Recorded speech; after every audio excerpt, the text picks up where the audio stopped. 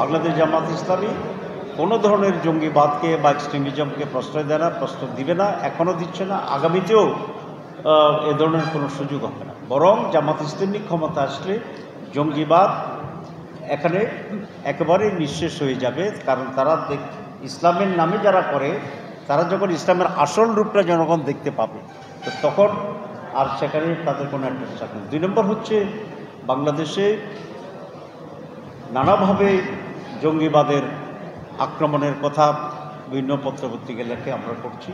আমরা মনে করি এই দেশবাসীকে আমি সচেতন করতে চাই, এ ধরনের কোনো ধরনের আক্রমণ বা হামলা যাতে হতে না পারে আমাদেরকে চোখ কান খোলা রাখা দরকার। এবং এ ধরনের কোনো ইনফরমেশন আমরা যদি থাকে, তাহলে ল এনফোর্সিং অথরিটিকে এটা তড়িৎভাবে ইনফর্ম করা এটা অত্যন্ত জরুরি। এই দেশটা যাতে মৌলবাদীদের চলাচলের অবরেণ্য না হয় এবং দক্ষিণপন্থী মৌলবাদীদের উত্থান, কেউ কেউ খুব আতঙ্কিত হয়ে পড়েছেন, এ সমস্ত কথা আমরা আগে পতিত স্বৈরাচার এবং পতিত ফেসিবাদের যারা প্রতিনিধিত্ব করত আওয়ামী লীগ, তাদের কাছ থেকে শুনতাম। তা এখন দুর্ভাগ্যজনকভাবে সত্য যে আওয়ামী লীগের সেই বক্তব্যটি আমরা এখন বিএনপির নেতৃবৃন্দের মুখে শুনতে পাচ্ছি। এটাই আমাদের বক্তব্য।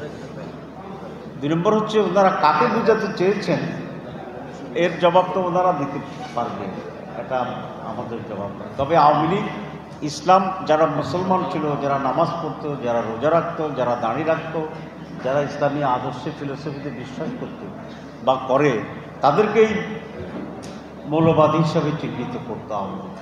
তো এখন যারা বলছেন তারা যদি তাদেরকে বুঝান, তো তাহলে তো এটা আওয়ামী লীগের মতোই হয়ে গেল। আর যদি ভিন্ন কাকে বুঝান, তাহলে বিভ্রান্তি দূর করার জন্য সেই ক্লারিফিকেশনটা আমাদের দেওয়া উচিত।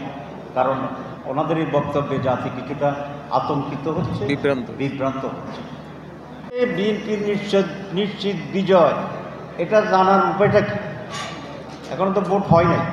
তাহলে কোনো দল যদি মনে করে যে তারা নিশ্চিত বিজয়ী হবে, তাহলে বোঝা যায় জিতার জন্য তারা একটা মেকানিজম করছে, যে মেকানিজমে তাদেরকে জিতে দিবে, তাদের আর ভোটের প্রয়োজন হবে না।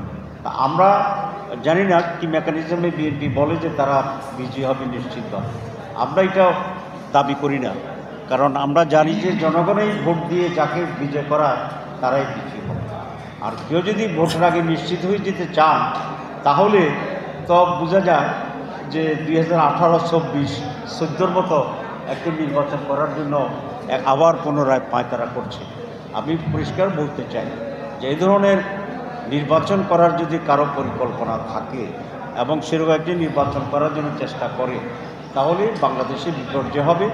যারা করবে তারাও স্বৈরাচারের মতো এই দেশের রাজনীতিকে দিতে হবে, এতে কোনো সন্দেহ নেই।